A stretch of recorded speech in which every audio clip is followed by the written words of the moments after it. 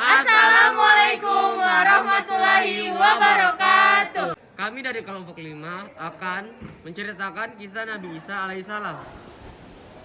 Nabi Isa adalah anak dari Maryam. Beliau tidak mempunyai ayah.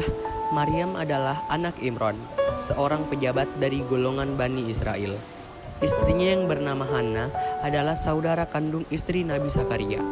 Sejak bayi, Maryam diserahkan kepada Nabi Zakaria untuk diasuh. Saat itu, Nabi Zakaria belum dikaruniai seorang anak. Menerima amanat itu, Nabi Zakaria pun sangat berhati-hati dalam menjaga dan mengasuh Maryam. Saat menginjak dewasa, Maryam dibuatkan kamar khusus oleh Nabi Zakaria. Setiap Nabi Zakaria pergi, beliau selalu mengunci kamar Maryam dari luar. Sehingga setiap Nabi Zakaria pulang, Maryam tidak dapat keluar dari kamarnya. Yang membuat Nabi Zakaria heran, di kamar Maryam selalu tersedia makanan. Ketika ditanya dari mana makanan itu berasal, Maryam menjawab, dari Allah Subhanahu wa Ta'ala. Sesungguhnya Allah memberi rezeki kepada siapa saja yang dikehendakinya dengan tiada tertinggal. Hingga pada suatu ketika Maryam sedang berada di dalam kamarnya, datanglah malaikat Jibril memberikan kabar bahwa ia akan segera mendapatkan seorang anak yang soleh. Mengetahui hal itu, Maryam terkejut karena ia belum mempunyai seorang suami. Namun itu mudah bagi Allah Subhanahu wa Ta'ala yang Maha Kuasa atas segala sesuatu. 9 bulan kemudian, Maryam melahirkan bayi laki-laki yang diberi nama Isa al-Masih. Mengetahui Maryam melahirkan, Bani Israel merasa heran. Sepengetahuan mereka, Maryam belum bersuami dan Maryam juga dikenal sebagai perempuan baik. Mereka tanya, siapakah bapak dari bayinya itu? Maryam tidak menjawab. Dia memberi isyarat untuk menanyakan hal itu kepada anaknya. Mereka berkata, bagaimana mungkin kami bisa menanyakan hal itu kepada anakmu, sedangkan dia masih bayi belum bisa bicara apa-apa. Tiba-tiba bayi Isa berkata, sesungguhnya aku adalah seorang hamba Allah sekaligus utusannya. Dia berikan aku kitab Injil sebagai pedoman hidup.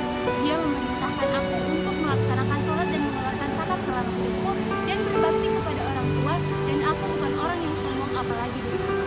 Setelah dewasa, Nabi Isa melaksanakan tugasnya, yaitu mengajak manusia untuk beriman kepada Allah yang Maha Esa. Allah Subhanahu wa Ta'ala menurunkan kitab Injil sebagai pedoman hidupnya.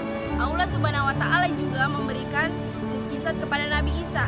Ia dapat menghidupkan seekor burung yang terbuat dari tanah, menghidupkan orang mati, dan menyembuhkan sakit kusta, yaitu sejenis penyakit kulit. Pengikut Nabi Isa setiap hari bertambah, tetapi ada juga yang tidak suka kepada beliau, yaitu para pendeta Yahudi. Nabi Isa sedih melihat sebagian kaumnya menentang seruan beliau, tetapi Nabi Isa tetap semangat dalam berdakwah.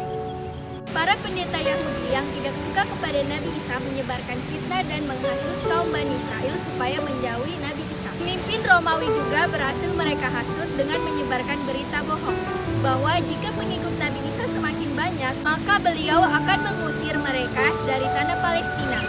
Karena khawatir, pemimpin Romawi memerintahkan pasukannya untuk mencari dan membunuh Nabi Isa. Nabi Isa yang mengetahui dirinya dicari dan akan dibunuh segera bersembunyi. Seorang sahabat Nabi Isa yang bernama Yudas Iskariot ternyata berkhianat. Dia menunjukkan tempat persembunyian Nabi Isa karena tergiur dengan iming-iming hadiah yang akan diberikan oleh pemimpin Romawi. Tetapi Allah Subhanahu wa Ta'ala menyelamatkan Nabi Isa. Beliau diangkat ke langit sementara Yudas Iskariot diserupakan wajahnya dengan Nabi Isa. Yudas Iskariot pun ditangkap pasukan Romawi karena dikira Nabi Isa. Yudas pun disalib dan dibunuh. Al-Quran menyebut Nabi Isa sebanyak 25 kali, dia juga disebut Ibnu Maryam sebanyak 23 kali, dan Al-Masih 11 kali.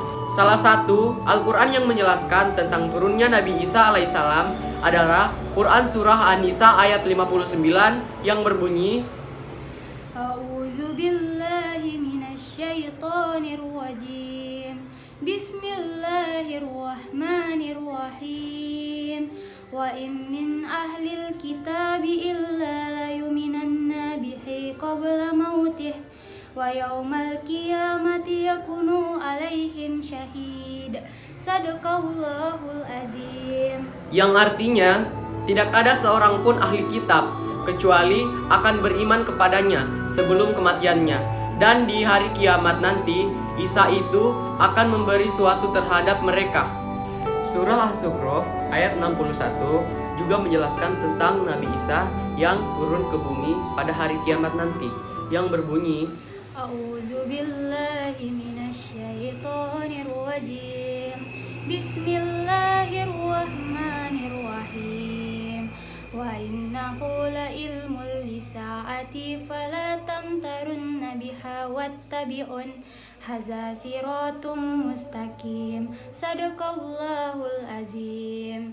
yang artinya, dan sesungguhnya dia benar-benar menjadi pertanda akan datangnya kiamat.